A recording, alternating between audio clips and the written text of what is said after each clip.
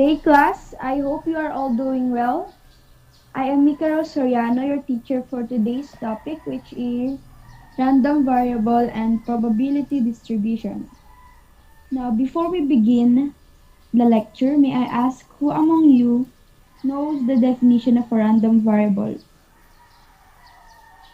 Anyone? Huwag kayong mahihiyang mag-share ng ideas nyo. This is a friendly interaction naman. Seems like none of you are interested in the topic. Meron pa ba dito ang nakakaalam ng random variables? Kahit konting definition lang po. Okay. Seems to me that all of you have no interest in the topic. Mahirap ba sa tingin niyo itong topic ngayon? How about Miss Bangilan? Do you have idea of what random variable is? Okay lang kung i-search mo sa internet. Ma'am, the random variable is a variable whose value depends on the outcome of a random event. Pwede rin natin itong i-describe bilang isang function na nagmamap from a sample space to a measurable space, like for instance yung mga real numbers. Great! Very good, Miss Bangilan. Well explained. So class, to shorten what Miss Bangilan had explained, random variables are all possible values which can be determined by chance.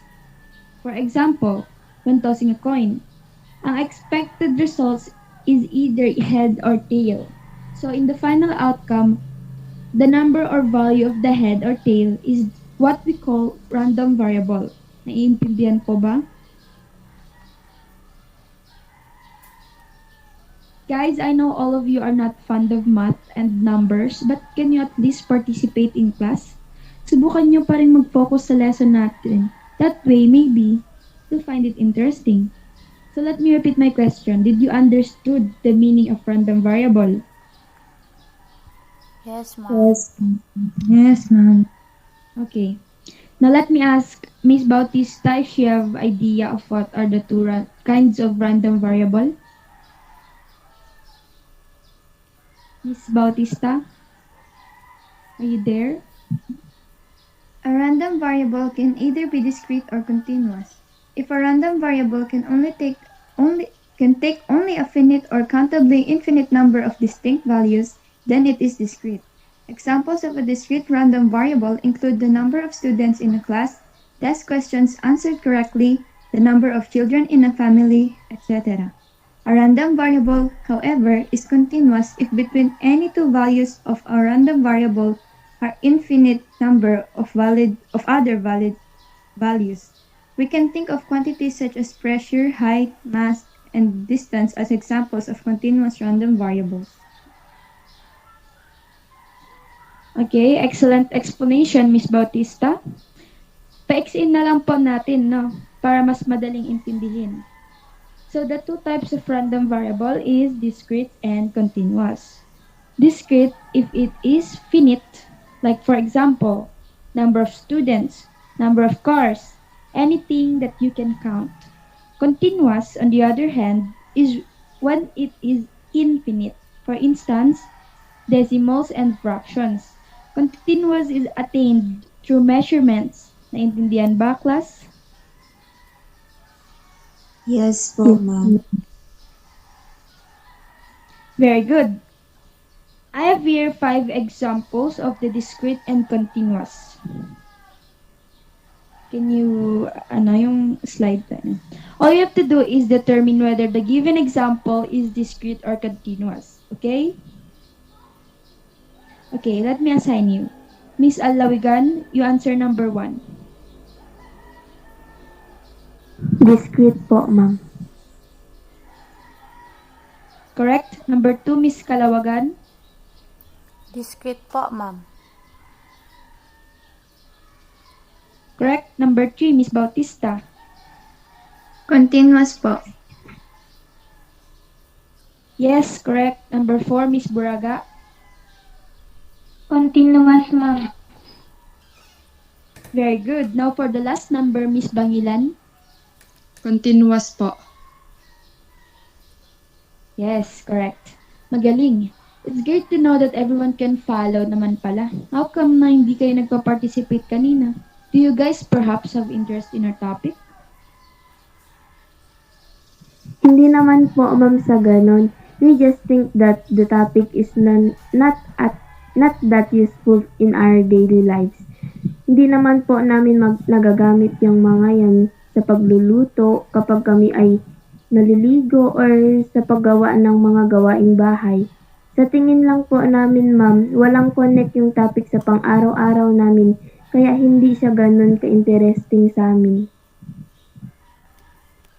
I understand, but let me ask you a question, Miss Lorraine. How sure are you that our topic for today isn't that important? Hindi niya sure, right? So how can you actually say that it is not interesting at all? Nasubukan niyo na bang intindihin? No, ma'am. See? Don't always rely on the surface, class. Just because you see numbers and formulas doesn't mean it's hard. And hindi dahil math na walang connect sa buhay natin. I even think that we apply the lessons of math on our life more than science. Really, ma'am? How come po? I'll tell you at the end of this lecture. If you will listen and participate, will you do that, class? Baka naman po scam yan, ma'am. Of course not. You'll see at the end, baka mas magugustuhin nyo pang extend ang lesson natin. Baka nga maging favorite subject nyo pa to. Now that we have learned about random variables, let us proceed to probability distribution. Miss Kalawagan, can you define probability distribution? The probability distribution for a random variable describes how the probabilities are distributed over the values of random variable. For a discrete random variable, x, the probability distribution is defined by a probability mass function denoted by f of x. This function provides the probability for each value of the random variable. Very good. Now, probability distribution is the listing of all possible values of a discrete random variable along with their corresponding probabilities. Lahat ng nakuha mong possible values kapag nalista mo na ay probability distribution. Gets ba ng lahat? Yes po, ma'am. Okay. Probability distribution is represented in tabular, graphical, or formula form. I will explain to you later what those are. Now, there are two properties or conditions in probability distribution. First, all the probabilities must be between 0 and 1 interval. Meaning, lahat ng probabilities ay hindi dapat bababa sa 0 or tataas sa 1. Okay? The next property is the sum of all probabilities must be equal to 1. Kailangan lahat ng probabilities kapag inad mo ay equal sa 1. Understood po ba? Yes, ma'am. Yes, ma'am. Yes. Nice. I have prepared 3 examples of probability distributions here. Yung isa ko ang sasagot, then the remaining 2 ay ipapasagot ko sa inyo. Is that okay with you? Madali lang naman siya. Yes, ma'am. Okay, that's nice. So, example number 1. A coin is tossed 2 times. Let x equal number of heads. As we all expect, ang most probable answer niya is either head or the tail. Pero dito sa problem, we will focus on the number of heads. So, as seen here, sa first outcome, there are 2 heads, isa naman sa second and third, at 0 sa fourth outcome. So, to get the probability or p of x, let's divide the number of heads to the number of outcomes. Since there are 4 outcomes, our denominator will be 4. So, p of 2 is equal to 1 over 4 since isang outcome lang ang may 2 heads. P of 1 is 2 over 4 because there are 2 outcomes with 1 head. And p of 0 is 1 over 4 since only the fourth outcome had no heads. Malinaw po ba sa lahat? Yes, Yes. ma'am. Very good. Madali lang siya, di ba? Yes, ma'am. Great. Now, let me assign Miss Princess Micah Crisostomo to answer example number 2 and Miss Angelica Buraga to answer example number 3. Miss Crisostomo and Miss Buraga, are you there? Yes, ma'am. Okay. Paki-ano yung slide so you can see the given.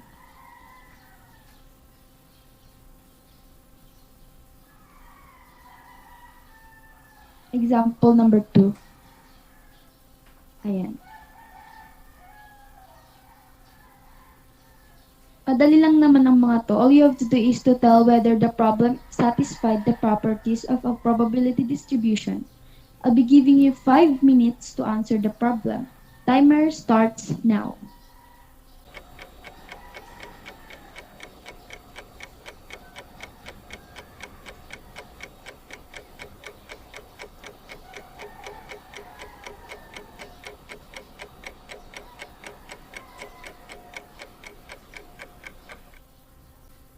Okay, time's up. Miss Crisostomo, you may now share to us your answer.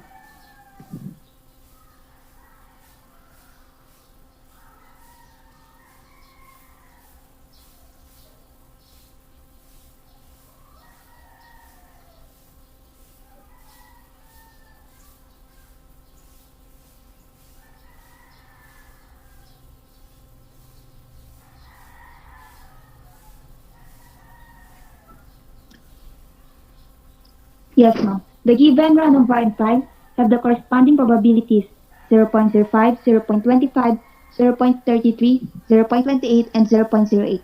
The first property, which dictates that all probability must be between 0 and 1 interval, is satisfied since all the probabilities are all greater than 0 but less than 1. As for the second property, which says that the sum of all probabilities must be equal to 1, is not satisfied. The sum of the given probabilities is equal to 0.99, which is obviously not equal to 1. Good job, Miss Crisostomo. Now, what can you imply on your answer? What is the conclusion that you can formulate based on your answer? Therefore, it is not a discrete probability distribution po. Very good. Now let us give Miss Crisostomo 5 claps. Okay. Now let us lend our ears to Miss Buraga as she explains her answer. Miss Buraga?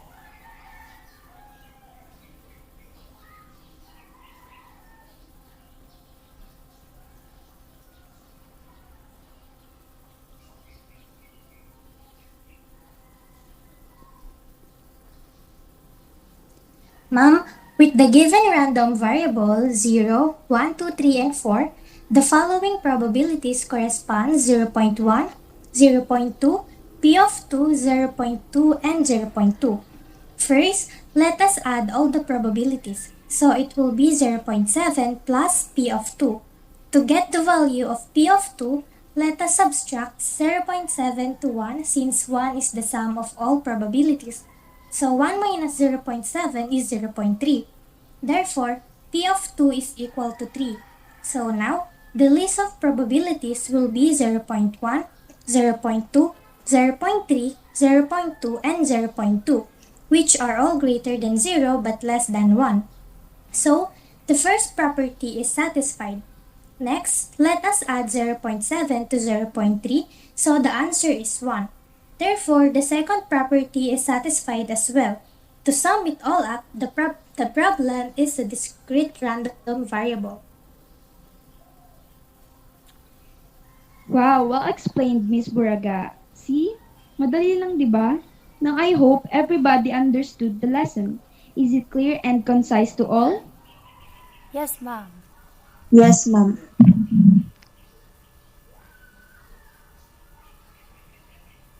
Ma'am, pwede mo na po bang i-share yung sinasabi mong use ng random variables at probability distribution sa buhay natin?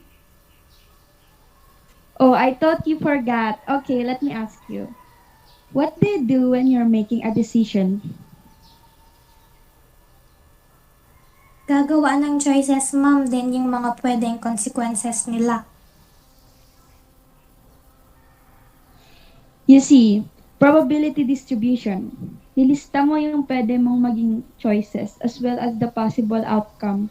At kung ano man doon ang may highest probability, which is yung most reasonable, yun yung pipiliin mo, di ba? Yes, ma'am. See? Nagagamit natin ang probability distribution ng hindi natin namamalayan. Sa mga simpleng bagay na ginagawa natin araw-araw, nagagamit natin to. And one of the circumstances when it becomes most useful is when we're making decisions. Kasi hindi yan basta-basta.